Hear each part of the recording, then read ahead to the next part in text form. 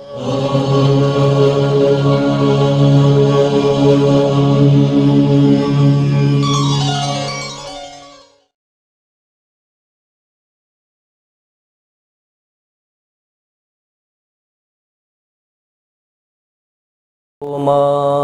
सद्गमय तमसो मा ज्योतिर्गमय मृत्योर्मायमृतंगमय आविराविर्मयेधि। ओम शांति शांति शांति। আমরা আগে এই বৈরাগ্য প্রকরণ অর্থাৎ দ্বিতীয় যে প্রকরণটা আছে সেইটা স্বাধ্যায়টাকে করিনি। 6 অবধি আমাদের আগে হয়েছিল, এই অবধি আগে স্বাধ্যায় হয়ে যাক। না, বৈরাগ্য নয়, আমাদের হচ্ছে এখন জগৎ মিথ্যাত্ব প্রকরণ। হ্যাঁ, দ্বিতীয়টা। হ্যাঁ,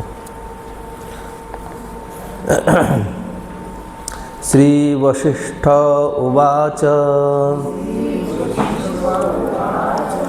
সংযমান মনসঃ শান্তি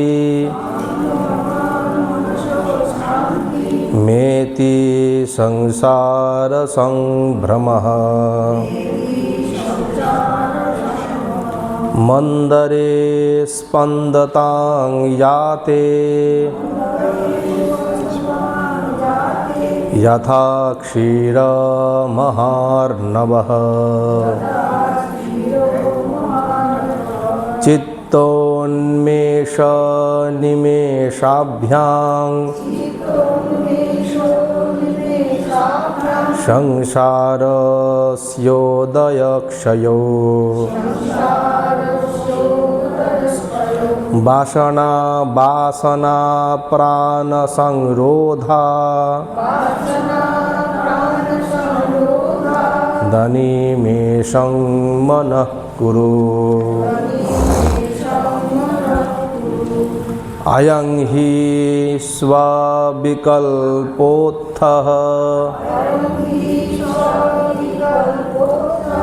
স্ববিকল্প পরীক্ষয়া ক্ষীয়তে দগ্ধ সংসারো নিঃসার ইত্য সংশয়ঃ। পরিজ্ঞানেন সর্পত্বং চিত্র সর্পস্য নশ্যতি যথা তথৈব সংসারঃ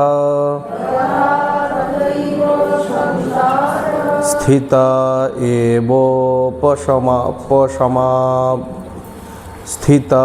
এব প্রশাম্যতি। পুংসো নিজমনো মোহ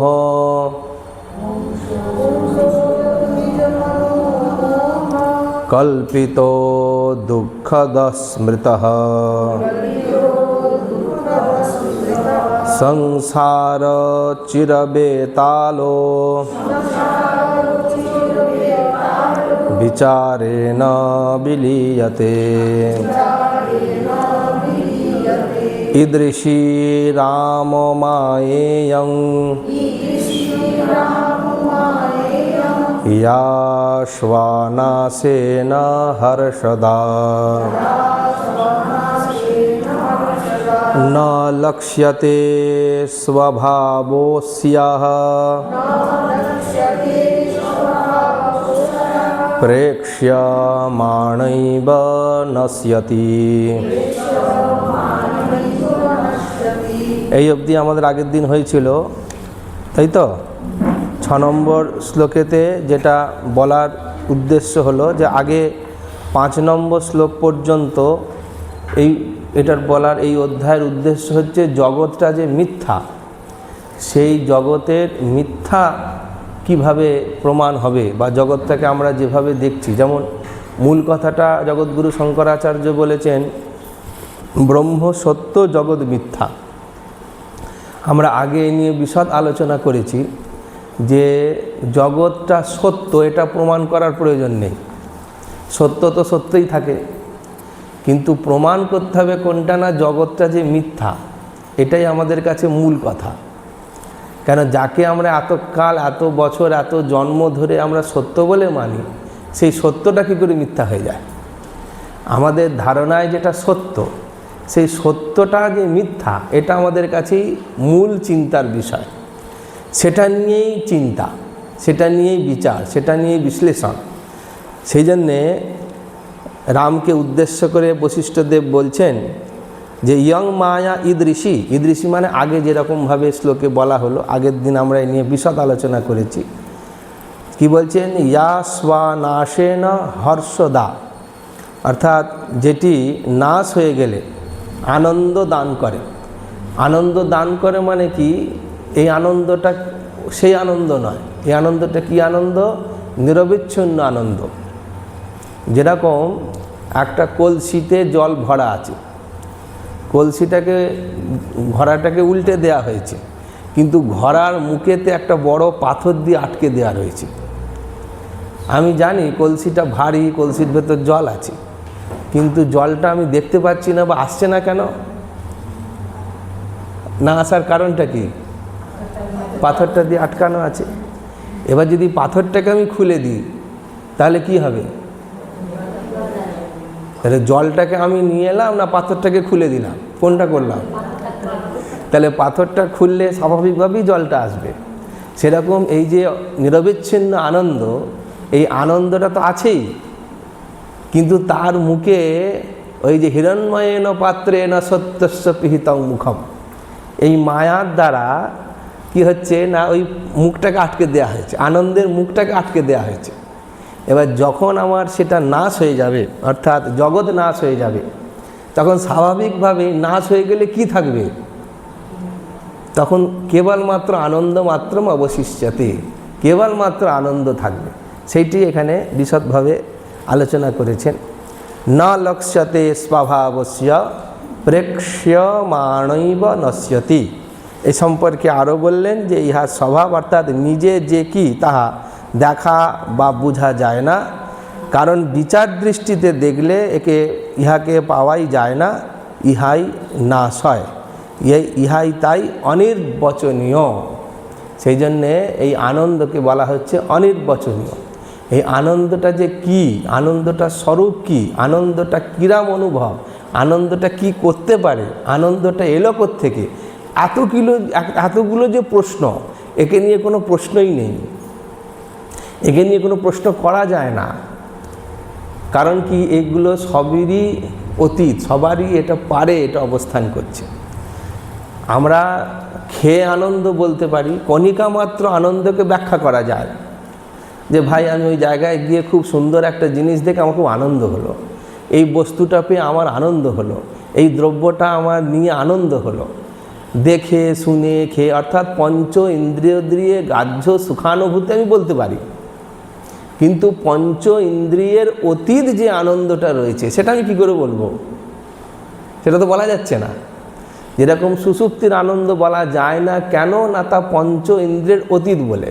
চক্ষু, কর্ণ, নাসিকা, জিহ্বা, ত্বক, এমনকি মন দ্বারাও তাকে অনুভব করা যায় না বলে সেই আনন্দর কোনো ব্যাখ্যা করতে পারি না। সেরকম এই যে আনন্দ, এই আনন্দের ব্যাখ্যা হয় না। এই জন্য কি অনির্বচনীয় বলা হলো, কারণ এগুলো কোনো ইন্দ্রিয় দ্বারা একে ব্যাখ্যা করা যাবে না, অনুভব করা যায় না। এমনকি যেহেতু মনাতীত, যাকে আরও বলেছেন অমাং মানস গোচরম, তাই তো, যাকে মন এবং বলে না মনাতীত, অবাং মানে বাক শক্তি, বাক আর মনের অতীত। বাক মানে এখানে ধরতে হবে শুধু বাক নয়, কিন্তু বাক মানে ধরতে হবে এখানে পঞ্চ ইন্দ্রিয়কে ধরতে হবে। হ্যাঁ, কেন চক্ষু, কর্ণ, নাসিকা, জিহ্বা, ত্বক, এই যে পাঁচটা ইন্দ্রিয়ের যে পাঁচটা কর্মের মধ্যে একটা বাক পড়ছে, একটা দৃশ্য পড়ছে, একটা শ্রবণ পড়ছে, একটা স্পর্শ পড়ছে, এই সবটাকেই একসঙ্গে ধরা হয়েছে, তাই বলা হচ্ছে অবাং মানস গোচরম। সেজন্য এই আনন্দকে কখনোই প্রকাশ করা যায় না, এটি অনির্বচনীয়, এবং এই অনির্বচনীয় আনন্দ সেখানে কেবলমাত্র অবস্থান করে। এটা নিয়েই আগের দিনে বিশাল আলোচনা আমাদের হয়েছে। এবার 7 নম্বর শ্লোকটা আমরা পড়ব, যে তাহলে এখন আমাদের কাছে একটা বড় প্রশ্ন এসে উপস্থিত হবে, এই যে মায়া, অর্থাৎ যার দ্বারা আমরা এই যার যে আছে বলে বা যার উপস্থিতি আছে বলে আমরা এই আনন্দকে উপলব্ধি করতে পারছি না। আমরা কেন এই আনন্দকে উপলব্ধি করতে পারছি না, এখন তো এই প্রশ্নটা।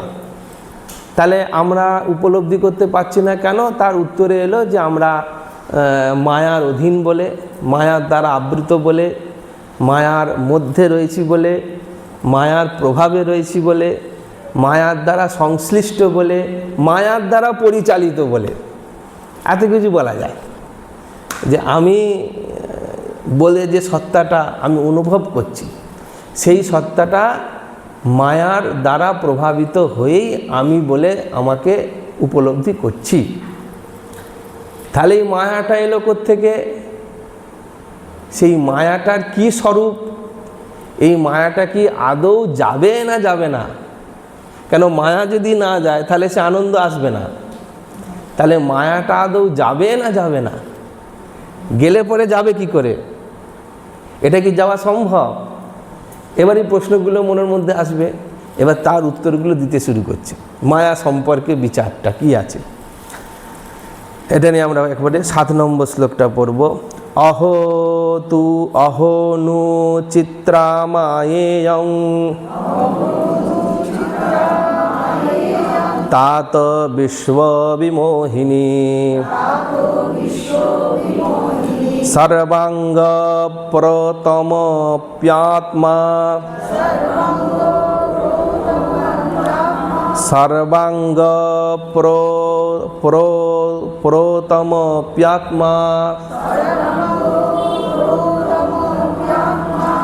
যয়াত্মানং ন পশ্যতি। এখন হলো কি, কথাটা হলো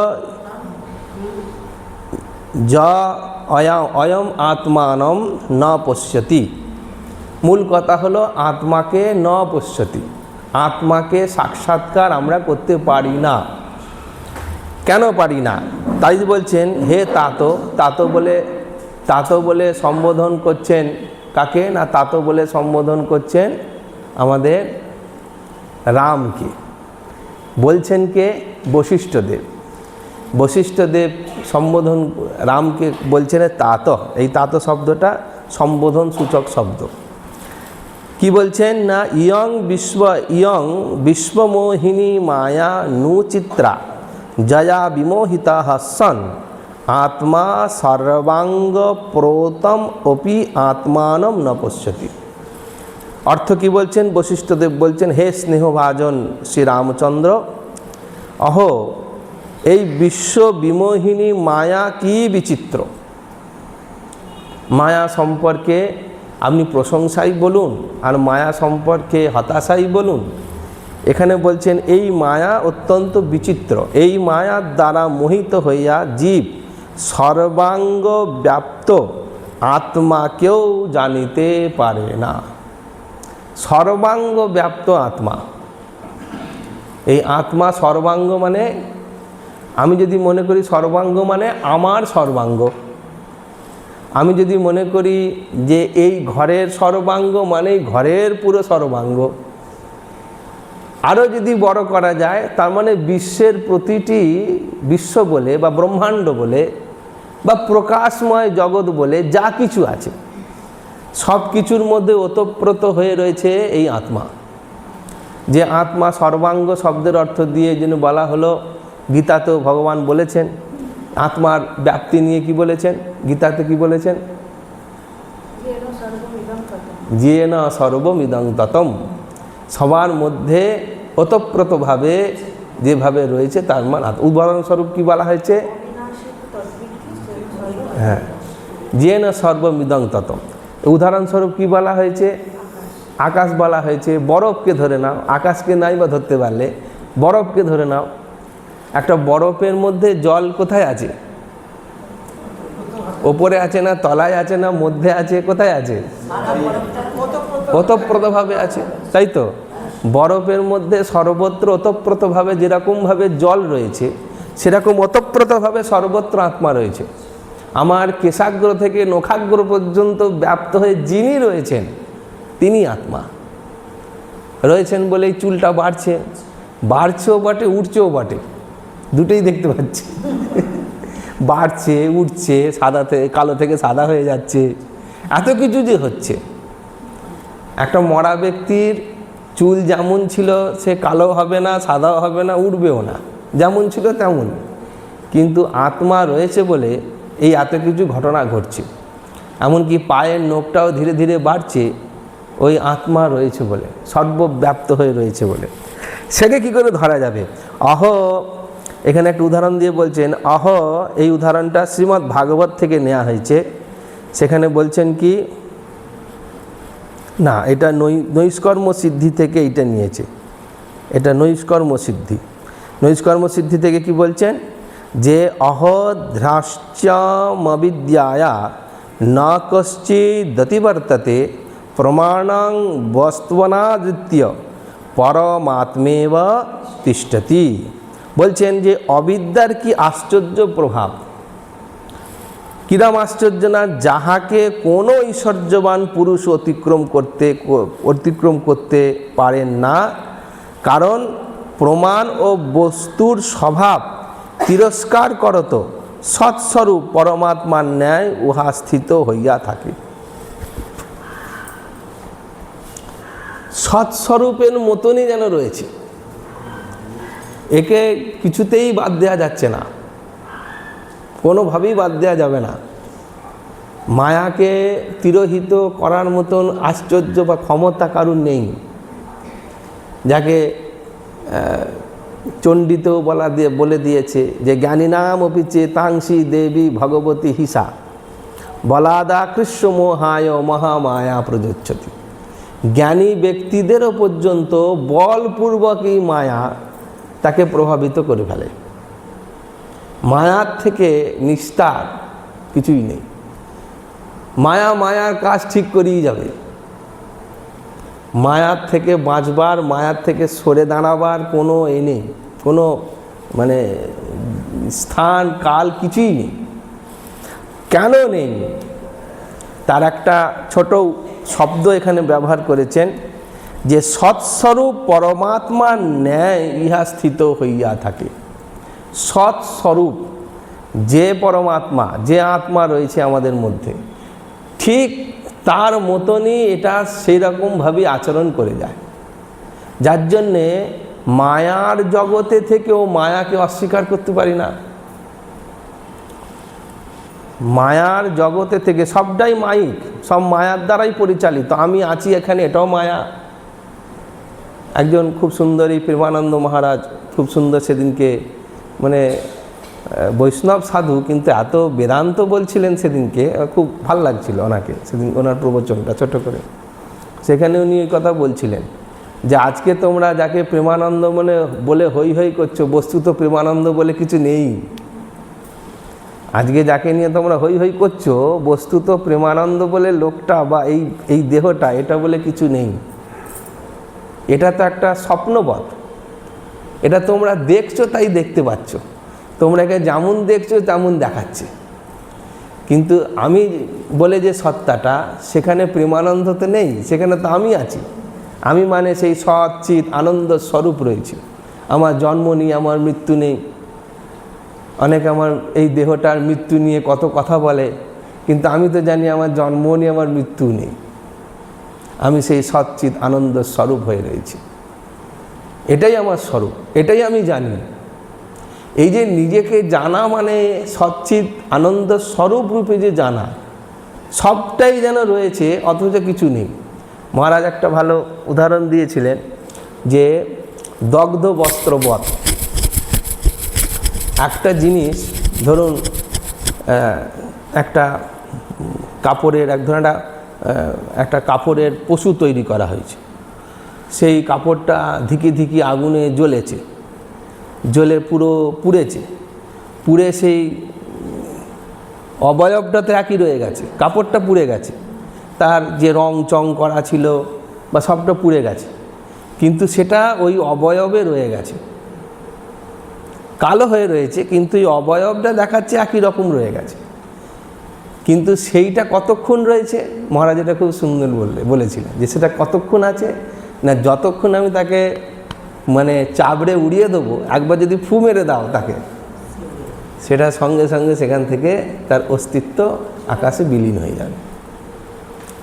সেরকম যারা মায়াকে চিনে গেছেন, মায়াকে বুঝে গেছেন, তাদের কাছে জগৎটা এরকম দগ্ধ বস্ত্রবৎ মতন হয়ে রয়েছে। তারা জানেন এর অস্তিত্ব কোথায় আছে কোথায় নেই। সেক্ষেত্রে ওই জন্য এখানে এটা খুব সুন্দর বললেন যে প্রমাণ, এই যে সৎস্বরূপ পরমাত্মার ন্যায় ইহা স্থিত রয়েছে, সৎস্বরূপ পরমাত্মার মতোই রয়েছে। কেন না, প্রমাণ ও বস্তুর অভাব তিরস্কার করত। প্রমাণ এবং বস্তুর অভাব, এই দুটো শব্দ খুব একটু জটিল আছে। কোনো জিনিসকে আমাদের কাছে এলে পরে তাকে প্রমাণ দিতে হয়, যে কোনো বিষয় প্রমাণ সাপেক্ষ সব বিষয়। আপনার কাছে যাই আসুক প্রমাণ দিতে হবে। আপনি যদি একটা কোনো খাবারও খান, যদি সেই খাবারের স্বাদ পূর্ব নির্ধারিত আপনার কাছে না থাকে, জানা না থাকে, আপনি সেখানে অনেক বাইরে প্রশ্ন করবেন টক না মিষ্টি না ঝাল না কিরাম, কিন্তু তাকে আপনি প্রথমেই দেখবেন, আমি দেখেছি অনেককে বলে যে এই খাবারটা খেয়ে দেখো তো খারাপ হয়ে গেছে কিনা, সে তখন কিন্তু ওইটাকে নিয়ে হঠাৎ করে পুরোটা কামড়ে দেয় না, তখন করে কি একটু কোনা ভেঙে জিভের জায়গায় লাগিয়ে সেটাকে জিভে একটুখানি ঘুরিয়ে তার সঙ্গে সব কিছু করে, মানে নাক দিয়ে গন্ধও শুকছে, সেটা গন্ধ বেরিয়েছে কিনা, নাহলে আগে করবে কি খাবার আগে একটু নাকের কাছে দিয়ে আগে শুকবে এটা গন্ধ বেরিয়েছে কিনা, দেখলে তেমন গন্ধ নেই, তখন জিভে দেবে, জিভে দিয়ে তাকে দেখবে সেটা হড়হড়ে হয়ে গেছে কিনা, পচ ধরেছে কিনা, তারপরে বলবে না ঠিক আছে, নাহলে ঠিক নেই, তাই তো। তার মানে কোনো দ্রব্যকে প্রমাণ দিতে হবে, সেটার কী দাম, প্রমাণ দিতে হবে। কিন্তু আমি আমাকে কি প্রমাণ দেবো আছি না নেই? আমি আছি না নেই বা আমি কে, এর কি আমি প্রমাণ দেবো? এর প্রমাণ আছে? আমার কাছে কোনো প্রমাণ আছে? আবার দেখুন এসআইআর চলছে এখন আপনি এদেশের নাগরিক কিনা, আপনাকে জলজ্যান্ত মানুষ আপনি দাঁড়িয়ে রয়েছেন, কিন্তু বলছেন না কাগজগুলো দেখাতে হবে। কি আশ্চর্য ব্যাপার বলুন দেখি। এখন কাগজ আপনি কোত্থেকে জোগাড় করবেন? আমার বার্থ সার্টিফিকেট বাড়ি ছেড়ে চলে এসছেন, কোত্থেকে চলে এসছেন, এখন কোথায় কত কাগজ জোগাড় করবেন? সবারই একটা বিরক্তি ভাব যে আবার কোথায় খুঁজবো, কি করব। তার মানে আপনি মানে কি আইনের ভাষা বলছে যে আপনি যতই জলজ্যান্ত দাঁড়িয়ে থাকুন, আপনার যদি জ্যান্ত অবস্থাও ডেথ সার্টিফিকেট বেরিয়ে যায় তাহলে আপনি মৃত, তাই তো। আপনি জীবিত রয়েছে কিন্তু কেউ আপনার ডেথ সার্টিফিকেট বার করে ফেলেছে, তাই কি না?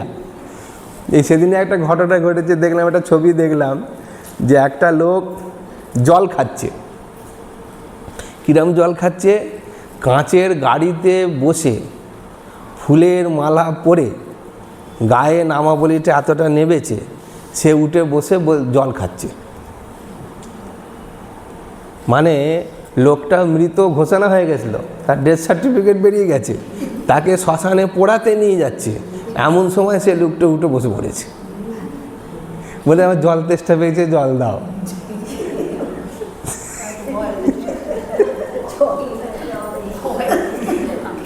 এইবার লোকটার কি বিপদ বলুন, তোকে এবার প্রমাণ করতে হবে জীবিত, আবার কাগজপত্রকে ঠিক করতে হবে। হ্যাঁ, কি জ্বালা বলুন দেখি।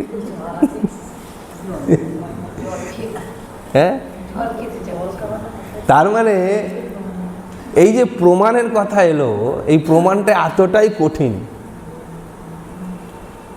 আপনি যে আছেন এর কি প্রমাণ আছে? এর কি প্রমাণ আছে? বাস্তবিক আপনি চিন্তা করে দেখুন যে আপনি আছেন, এর কি প্রমাণ আছে? আপনি নিজেকে নিজে প্রমাণ করতে পারবেন আপনি আছেন বলে? আছে? প্রমাণ করতে পারবেন? কি করে প্রমাণ করবেন আপনি আছেন বলে?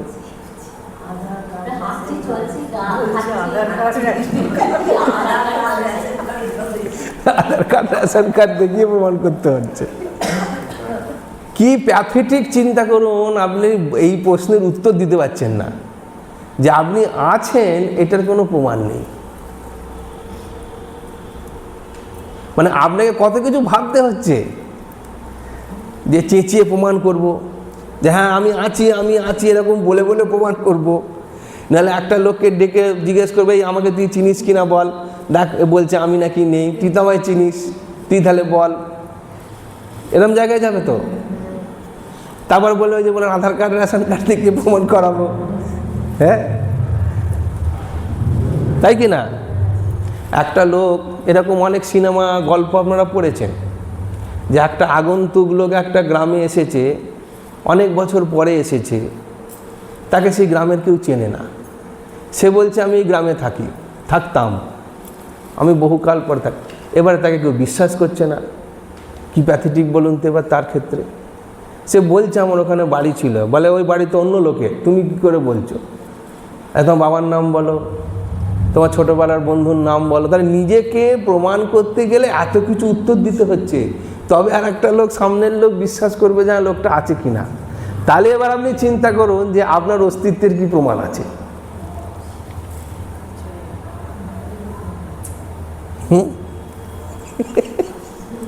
বেদান্ত এইখানে, যে আমরা প্রকৃতপক্ষে কে কি একটা অলীক স্বপ্ন জগতের মধ্যে আমরা রয়েছি। যা কিছু সব সময় আমরা একটা চিন্তাগ্রস্ত হই, যদি আমাকে কেউ চিনতে না পারে। অনেক সময় এরকম হয় তো, যে যখন এই অ্যালজাইমার্স টাইপের যে রোগগুলো হয়, তখন কি হয়, সে নিজের নামটা পর্যন্ত জানে না, কোথায় বাড়ি বলতে পারে না, নিকট আত্মীয়তা, ছেলে মেয়ে, স্বামী স্ত্রী, তাদেরকে চিনতে পারছে না। তখন তার কি অস্তিত্বের কি হয়? তাহলে আমরা যে এই যে প্রমাণ বলছি, এটা খুব কঠিন বিষয়। আর একটা শব্দ এখানে বলেছে যে বস্তুর স্বভাব তিরস্কার করত। প্রথমত হচ্ছে একটা যে কোনো বস্তু, সেই বস্তুটার নিজ স্বভাব আছে। বস্তুর একটা নিজস্ব স্বভাব আছে, যে কোনো বস্তু, এবং ওই স্বভাবটাই বস্তুর পরিচয়, তাই কি না? কুকুর কখনো তো বাঘের মতন ডাকবে না। কুকুরকে না দেখলেও কুকুরের ডাক শুনে তো আমরা বলতে পারি ওখানে কুকুর আছে, তাই কি না? এরকম সমস্ত বস্তু তার স্বভাবের দ্বারাই চিহ্নিত হয়। স্বভাব এইখানে বলছেন যে বস্তুর যে স্বভাব, সেটা তিরস্কার করে, সেটাকে তিরস্কার করে দিয়েছে। বস্তুর তার নিজস্ব যে স্বভাবটা আছে, সেটাকে পর্যন্ত তিরস্কার করে সৎস্বরূপ পরমাত্মার ন্যায় তিনি রয়েছেন। এই মায়াটার অবস্থিতি এইটা, যে বস্তুর স্বভাবটাও পর্যন্ত সে তিরস্কার করে। বস্তু স্বভাব তিরস্কার কি করে হয়? যেমন মায়ার নিজস্ব তো স্বভাব কিছু আমরা বোধ করি না। মায়ার নিজস্ব স্বভাবটাই আমার স্বভাব। মায়ার নিজস্ব স্বভাব কি আছে, তাহলে তো বুঝবো যে ওটা মায়া বলে। যেরকম বললাম কুকুরের ডাক শুনে বলতে পারে ওটা কুকুর, সেরকম বলুন তো মায়ার কি স্বভাব আছে যার দ্বারা বুঝবো ওটা মায়া? মায়ের কি? হ্যাঁ, বিক্ষেপ আবরণটা তো ওটা তো আমার হয়ে গেছে, ওটা তো আমি রয়েছি। ওই বিক্ষেপ আবরণ যেটা মায়ার স্বভাব, সেটাই তো আমারই স্বভাব। তাহলে মায়ার স্বতন্ত্র স্বভাব আমার থেকে আলাদা করে আমি তো জানতেই পারছি না, আমি বুঝতেই পারছি না। তো যে আবরণ বলুন, বিক্ষেপ বলুন, যেটা বলছে, সেটা তো মায়া আলাদা করে কিছু করছে না, আমি তো করছি। আমার চোখের সামনেই তো আবরণ হয়ে রয়েছে, আর সেই আবরণের জন্য তো আমি বিক্ষিপ্ত হচ্ছি। মায়ার তাতে গেল এলো কি বয়ে গেল, বিক্ষেপটা কার হচ্ছে? আমি তো বলছি আমার হচ্ছে। তার মানে আমার যে স্বতন্ত্র, আমি যে আত্মা, নিত্য শুদ্ধ বুদ্ধ মুক্ত, এই যে আমি আত্মার, এটা যে আত্মার স্বভাব, সেই স্বভাবটা কিন্তু আমি জানি না, বা সেইটার উপলব্ধি আমার নেই। মায়ার যে স্বভাবটাকেই মনে করে নিয়েছি ওটা আমার স্বভাব। সেই জন্যে আমি বুঝতেই পারছি না যে আমি মায়া থেকে অতিরিক্ত কিছু বলে, ওটাকেই মনে করেছি না আমার স্বভাব। শোক দুঃখ মোহ আদি নিদ্রা আলস্য যা কিছু রয়েছে সব কিছু, সেগুলো কার? সেগুলো আমার। আমি তো তাকে নিয়ে বসে রয়েছি। সেই জন্য বলছেন যে তিরস্কার করত সৎস্বরূপ পরমাত্মার ন্যায় স্থিত হয়ে রয়েছে, কিন্তু তারপরেও বলছে আমি। ওই স্বভাবগুলোকে নিয়ে বলছে আমি। আমি বলে যে সত্তাটা, সেটা নিত্য বুদ্ধ শুদ্ধ মুক্ত আত্মা। কিন্তু আমি বলে যাকে বলছি সে কখনোই বলতে পারছি না আমি নিত্য বুদ্ধ শুদ্ধ মুক্ত আত্মা। আমি কি বলছি? না, আমি মরব, আমি জন্মাবো, আমি রোগগ্রস্ত হব, আমার দুঃখ হয়েছে, আমার শোক হয়েছে। তাহলে আমি বলে যে নিত্য বুদ্ধ শুদ্ধ আত্মা, সেই জায়গায় আমাকে মায়ার যা যা বিষয়গুলো আছে সেইগুলো দিয়ে আমি বলছি আমি। তাহলে আমি যে শব্দটা, এই শব্দটার প্রকৃত যে অর্থ, সেটা মায়ার দ্বারা প্রভাবিত হয়ে মায়ার সঙ্গে মিশে গিয়ে মায়ার মধ্যে একত্ব জ্ঞান করে বলছি আমি আত্মা। মায়া নিয়ে বলছি আমি আত্মা। সেটা কি আত্মা? জীবাত্মা। এই যে আত্মা বলছি এটা হচ্ছে জীবাত্মা। সেই জন্য পরের শ্লোক বলছে যে দৃশ্য নিতান্তই মিথ্যা। এইবারে এই যে আমার মধ্যে এত জটিলতা তৈরি হয়ে আছে, এই যে আগের শ্লোকের যে জটিলতাটা আমরা দেখলাম, কিছুতেই আলাদা করতে পারলাম না, কোনোভাবেই আলাদা হচ্ছে না। কেন? কারণ কি? সেই বিষয়ে পরের শ্লোকটা আমরা পড়ব। সেখানে বলছেন যদিদম দৃশ্যতে কিঞ্চিৎ তন্নাস্তি কিমপি ধ্রুবম যথা গন্ধর্বনগরম যথা বারি মরুস্থলে। বলছে যদ ইদম কিঞ্চিৎ দৃশ্যতে তৎ কিম অপি ধ্রুবং না অস্তি। অর্থাৎ যেটা দেখতে পাওয়া যাচ্ছে, যেমন আকাশে দৃষ্ট কীরকম, আমরা যে দেখছি সবটাই কীরকম, বলছেন যে আকাশে দৃষ্ট গন্ধর্বনগর, মানে অনেক সময় শরৎকালে আকাশের যে মেঘগুলো আমরা দেখতে পাই, অনেক সময় দেখি একটা বাড়ির মতন, ঘরের মতন, তাই তো, পশু পক্ষীর মতন, যেন মনে হচ্ছে এটা বড় হয়ে যাচ্ছে, হাতে সুঁড়, আমরা এসব ভাবি। কিন্তু কিছুক্ষণ খানিকক্ষণ তাকাতে দেখেও ভাসতে ভাসতে কিরম ছাড়তে ছাড়তে আবার একটা কিছু হয়ে গেল। এই গন্ধর্বনগর, অথবা মরুস্থলে দৃষ্ট মরীচিকা। আমাদের মরুস্থলে আজকাল যেতে হয় না, আমরা এই হাইওয়েতে গাড়ি নিয়ে গেলেই দেখতে পাই সামনে মনে হচ্ছে বেশ চিকচিক করছে, একটু জল পড়ে আছে পিচের রাস্তাতে। এবার যত আগিয়ে যাই দেখি কোথায় জল, শব্দ শুকনোই রয়েছে, কিন্তু তার মানে জল নয়, অথচ জল দেখতে পাচ্ছি, জলবৎ। এইরকমভাবে যেরূপ সত্য নহে, এই পরিদৃশ্যমান জগত তদ্রূপ সত্য নহে। অর্থাৎ সত্য নহে মানেটা কি? সত্য নয়, সত্য নয় তার মানে কি? মিথ্যা। মিথ্যারও একটা স্বরূপ আছে।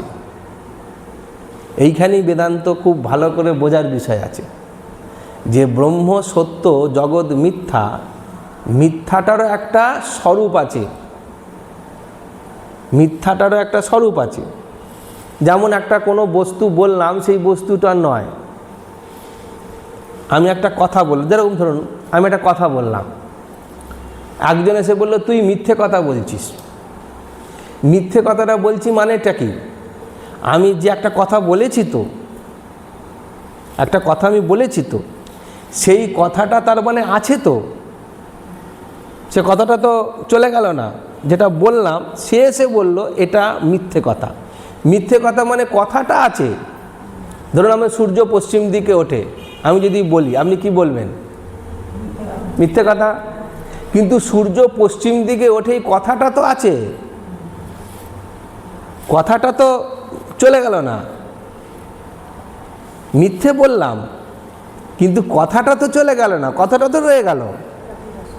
এইখানেই বোঝার বিষয়, এইটাই বলবার বিষয়, এটাই বোঝবার বিষয়। বস্তুত মিথ্যা মানে এখানে হচ্ছে নেই। জগৎ মিথ্যা মানে একটা কিছু আছে, সেটা নয়, অন্য কিছু, তাই বললুম মিথ্যা। কিন্তু জগৎ বলে কিছু নেই, এই নেই রূপ মিথ্যা। নেই একদম। কিরম নেই? উদাহরণস্বরূপ বলল, যেরকম আমি এগোতে গিয়ে দেখলাম সামনে জল, দেখছি ওটা জল, আমি কেন, আমার সঙ্গে সবাই দেখছি ওটা জল, কিন্তু যেই কাছে এগিয়ে গেলাম সেটা দেখলাম জল নয়। তার মানে যেটা সেখানে জল একদম নেই। যদি ওটা জল, ওখানে গিয়ে দেখতাম যে জল ভেবে যাচ্ছে, কি দেখলাম তেল রয়েছে বা অন্য কিছু রয়েছে, তখন বলতাম যে দেখলাম জল কিন্তু এসে দেখলাম তেল। তাহলে সেটা জলের মিথ্যাত্ব হতো, কিন্তু কিছু একটা আছে। জল নয় কিন্তু কিছু একটা আছে। কিন্তু জগৎ সম্পর্কে বলছেন যে এটা নেই একদম। দেখতে মনে হচ্ছে দূর থেকে এরকম, কিন্তু বস্তুত সেটা নেই। নেই রূপ মিথ্যা, এটাকে বস্তুত মানে জগৎ যেটা আছে মিথ্যা। যেরকম আমরা স্বপ্ন দেখি, যতক্ষণ স্বপ্ন দেখি ততক্ষণ স্বপ্নটা সত্য না মিথ্যা? হ্যাঁ হ্যাঁ, তখন সত্য। তার মানে সত্যটা কীরকম সত্য? মানে যতক্ষণ আমি তার মধ্যে আছি ততক্ষণ সত্য। কিন্তু সেই অত স্বপ্নটা, হ্যাঁ, অত কিছু ঘটে গেল, কত ঘটনা ঘটে গেল। যার যেদিনকে ধরুন ঘুম হলো না, সারা রাত্রি স্বপ্ন দেখলো, একটা ঘটনা ধরুন অনেকক্ষণ দেখলো, তাতে অনেক কিছু ঘটনা ঘটলো, অনেক লোক এলো, অনেক লোক গেল, অনেক লোক বললো, অনেক লোক শুনলো, অনেক খাওয়া হলো, অনেক কিছু দৃশ্যমান জগৎ দেখাও হলো, অনেক কিছু ঘটনা ঘটলো। কিন্তু যে একটু ঠেল মেরে দিল, ওই ওঠ রে, অত বড় সাম্রাজ্য তৈরি করে বসেছিলাম। সে নারদ মুনির একটা গল্প আছে যে নারদের একবার বিয়ে করার ইচ্ছে হয়েছিল, তো নারায়ণ বুঝে গিয়েছিল। তখন বললে, তুই জলে গিয়ে চান করে এসো। চান করতে গিয়ে নারদ সেই জলের তলায় ডুব মেরেছে, গিয়ে দেখলো সেখানে একটা বড় বাড়ি। সে বাড়ির মধ্যে সে প্রবেশ করে গেল, গিয়ে দেখলো খুব সুন্দর সুন্দর সেখানে রমণী, এবারে দাস দাসী, এবার তারা সবাই নারদ মুনিকে চেপে ধরলো, দিয়ে সেখানে সে বিয়ে করে বসলো। তাদের বিয়ে করে বসে তার গন্ডায় গন্ডায় ছেলেপুলে হলো। ছেলেপুলে হয়ে সেখানে সে রাজা হয়ে বসে, ছেলেদের বড় হয়ে গেল, খুব সুখে দিন কাটছে। চির যৌবন প্রাপ্ত সব রমণী, তার খুব ভালো দিন কাটছে, আনন্দে কাটছে। ছেলেরা বড় হয়েছে, পুত্র সুখও তার হয়ে গেল জলের তলায়। এবারে সেই রাজ্য আক্রমণ হলো। তারা সারাদিন এই সুখে বিলাসে দিন কাটিয়েছে বলে যুদ্ধ করতে জানতো না। এবারে সেই যুদ্ধ, বাইরে শত্রু আক্রমণ হলো, হয়ে গিয়ে সে নগর আক্রমণ করে আগুন লাগিয়ে দিল। তার ছেলেরা সব ঝাঁপিয়ে ঝাঁপিয়ে আগুনে পুড়ে মরে গেল। চোখের সামনে দেখলো সব পুড়ে মরে যাচ্ছে। ও হাঁপির তেজ করছে, বুক চাপড়াচ্ছে, করতে করতে হঠাৎ জল থেকে হাঁ করে উঠে জলের ওপরে তাকিয়ে দেখছে, কই কোথায় কিছু তো নেই। জলের তলায় গিয়ে সে বিবাহ সুখও পেয়ে গেল, পুত্র সুখও পেয়ে গেল, কিন্তু জল থেকে উঠে দেখলো কই কোথাও তো কিচ্ছু নেই। হ্যাঁ, কিরকম কিরম চিন্তা দেখুন। সেই জন্য বলছেন যে ভাষ্যাদি ও বহু বেদান্ত গ্রন্থে গন্ধর্ব নগরের দৃষ্টান্ত পাওয়া যায়। সাধারণত নেত্রদোষ বা অন্য কোনো কারণে বা মেঘের বিচিত্র সমাবেশবশত হঠাৎ আকাশে যে নগরীর ন্যায় দৃষ্ট হয় তাহাই গন্ধর্ব নগর, এরূপ অর্থ করা যায়। ইহার অন্য অর্থ আছে। গন্ধর্ব বলিতে পূর্বে সঙ্গীত ও নাটক বিদ্যাকুশল মনুষ্য জাতি বিশেষকে বুঝাইত, কোনো অলৌকিক জাতি নহে। তাহারা নাটক করিবার জন্য সাময়িক গৃহ, দুর্গ, প্রাসাদ আদি খেলাঘরের ন্যায় নির্মাণ করিত। আমরা যেরকম নাটক নোবেল দেখি আর কি, এই নাটক এই মানে সিনেমা দেখলে এরকম হয়। যখন আপনি এই পর্দায় সিনেমা দেখেন, তখন এই সিনেমা দেখাকালীন আপনি তার সঙ্গে এমন তাদাত্ম্য হয়ে যান যেন ওই জায়গাটায় আপনি পুরো চলে গেছেন। আরও তাদাত্ম্য হয়ে গেলে হাসলে হাসেন। আমি দেখি তো যে হঠাৎ একটা সিনেমা তো আগে ছোটো বয়সে দেখেছি, দেখি সবাই মিলে একটা কি হাসির হলো, তো সবাই দিলে হো হো করে হেসে উঠলো, হল শুদ্ধ হলো। কে হাসলো রে ভাই? খানিকক্ষণ পরে যখন সব শেষ হয়ে গেল, একটা মিউজিক বাজলো, আলো জ্বলে উঠলো, দেখলাম সামনে সেই সাদা পর্দা ছিল, সেই সাদা পর্দা, তার মধ্যে অনেকে এলো, অনেকে গেল, অনেক কিছু ঘটনা ঘটলো, হাসি হলো, কান্না হলো, কেউ ভালোবাসলো, কেউ মনের মধ্যে অনেক কিছু চিন্তা ভাবনা করলো। 3 ঘন্টা কোত্থেকে কেটে গেল, বোকা বাঁদর হয়ে বেরিয়ে চলে। ওর মধ্যে বোকা বাস্করকে বলতো আগে, বোকা বাস্কর। এবার তার মধ্যে বোকা বানিয়ে চাটি মেরে পয়সাটা নিয়ে চলে এলাম, কি না অনেক হাসলাম, কাঁদলাম, অনেক কিছু করলাম, সিনেমা দেখা হয়ে গেল।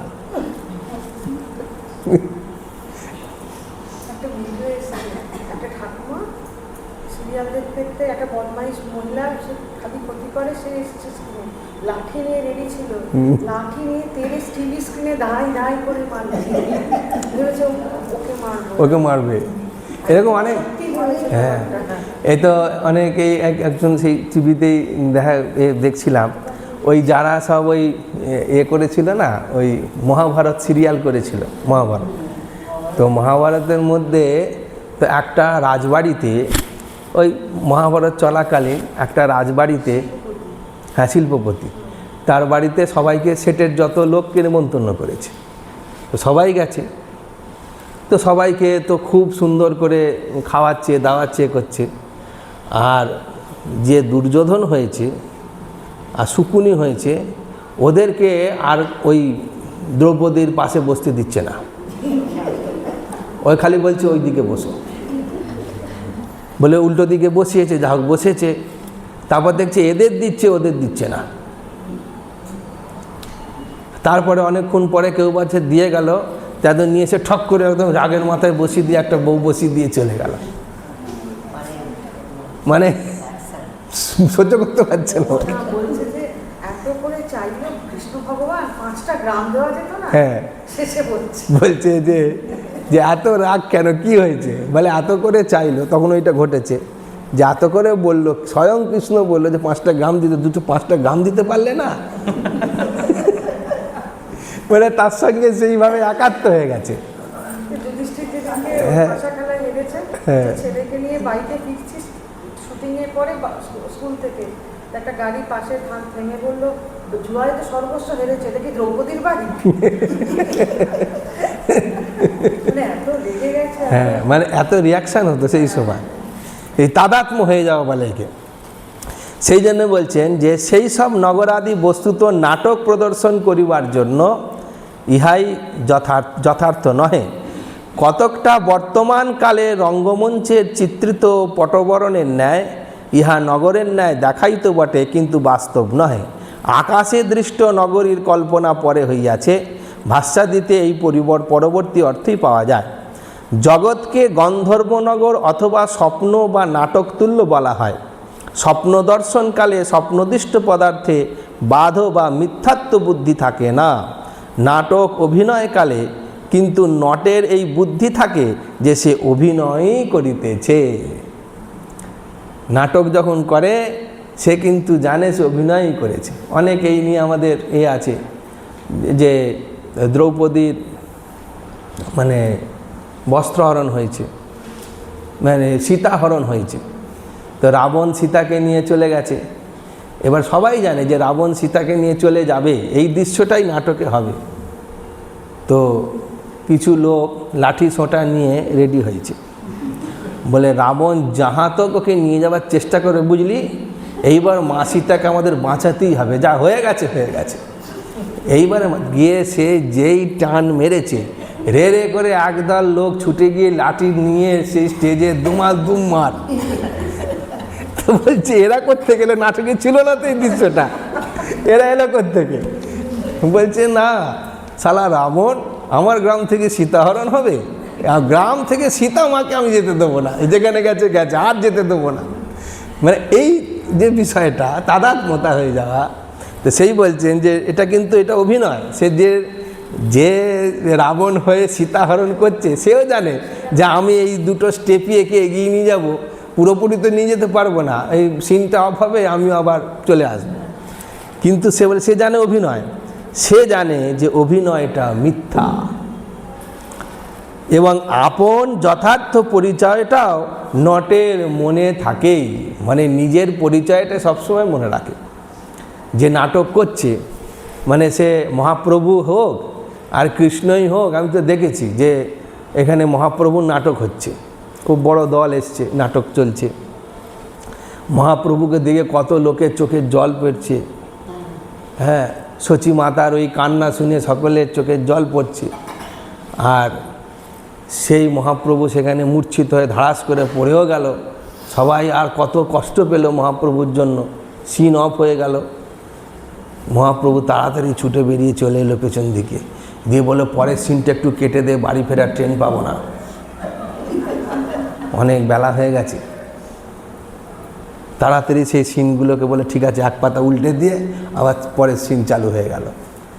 মানে ওই যে সে পড়ে গিয়েও ভাবস্থ হয়েও সে ভাবস্থর অভিনয় করেছে, কিন্তু সে জানে আমায় বাড়ি ফিরতে হবে, নাহলে পরে ট্রেন পাবো না, তার মনে সেটা আছে। তো সেই রকম নতুবা অভিনয়ই হবে না যদি সেইটা না হয়। সে যদি নিজের সত্তাতে না থাকে, আমি কে এই বোধ যদি না থাকে, আর মহাপ্রভুর অভিনয় করছে এই জ্ঞান না থাকে, যদি সেই মহাপ্রভুর ভাবের সঙ্গে তাদাত্ম্য হয়ে যেত, পরের সিনটার হতো। সে তো ভাব হয়ে 5 ঘন্টা খানি পড়ে থাকবে, সমাধিস্থ হয়ে গেছে, এবার তাকে নিয়ে টানাটানি করতে হবে, তাই তো? পরের যে সিনগুলো আছে সেগুলো কেউ দেখতে পাবে? মহাপ্রভু ভাবস্থ হয়ে পড়ে রয়েছে, 5 ঘন্টার আগে তার ভাব নষ্ট হবে না, পরের সিনটাই আর হবে না। তো সেই জন্য বলছে নাটকটাই তাহলে আর হবে না, অভিনয় হইবে না। জগৎ মিথ্যাত্ব অনুশীলনে স্বপ্ন নাটক উভয় দৃষ্টান্ত একত্র চিন্তনীয়।